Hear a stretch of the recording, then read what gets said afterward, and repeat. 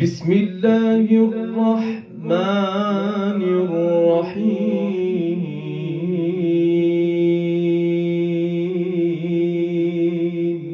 يا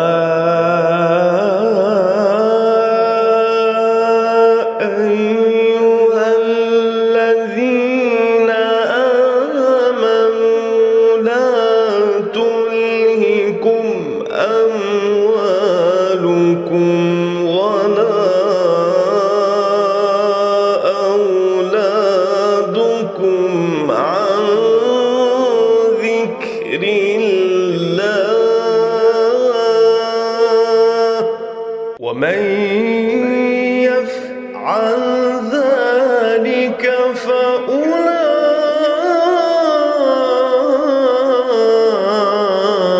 فأولئك هم الخاسرون